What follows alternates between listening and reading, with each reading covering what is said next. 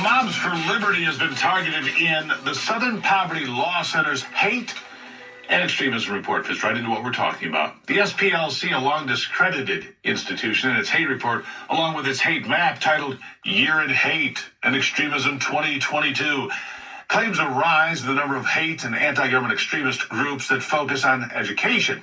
You see, according to the SPLC, parental rights groups have transformed into an anti-student inclusion movement that specifically targets inclusive curricula discussing topics such as race, discrimination, and LGBTQXIZ++ identities.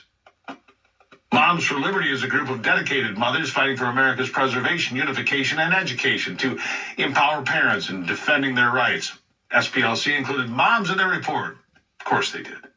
The SPLC compared Moms for Liberty to opponents of school integration during the civil rights movement and the moral majority of the 1980s.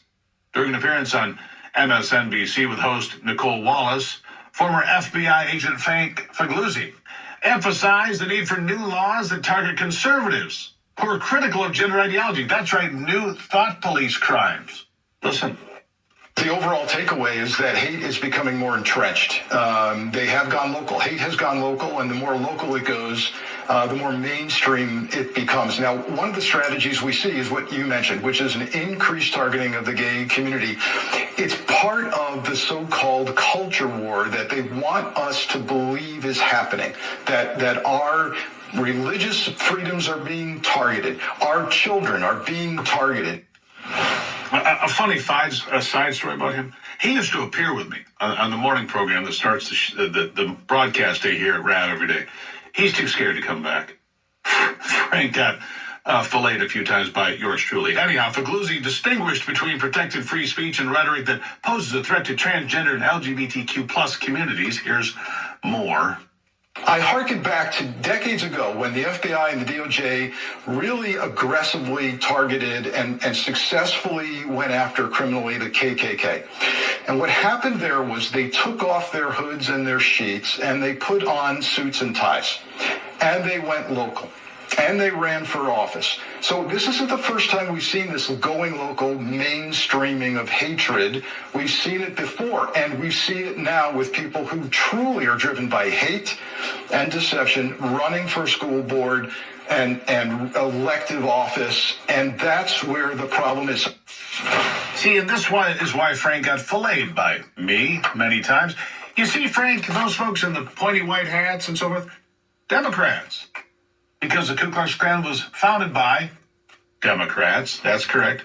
First civil rights law came in 1957. Dwight David Eisenhower sent the National Guard to get Little Rock, Arkansas integrated. But I digress. Figluzzi argued that comprehensive laws addressing domestic terrorism are necessary to prevent violence, as there are currently no federal laws against domestic terrorism.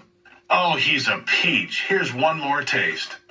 The far-right extremists want us to believe that the big bad government is trying to police our thoughts, our ideologies. And of course, that's not true. They're trying to prevent violence. And as you said, the problem, the challenge is the tools still aren't in the toolkit.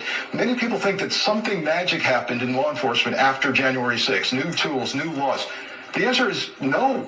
No, nothing has changed in the law enforcement toolkit. We still, I know you've heard me say this to the point where you may be tired of hearing me say it, we still don't have a law in the federal books against domestic terrorism. Yes, Frank, I'm tired of hearing you talk. Thank you for asking. I can't believe that they think that the government's coming after them while they try to pass laws to suppress speech from the thought police. Gee, what a crazy idea, Frank.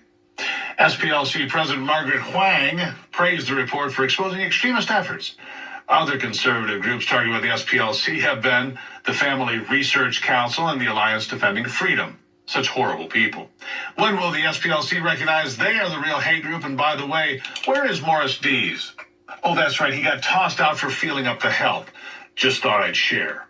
New York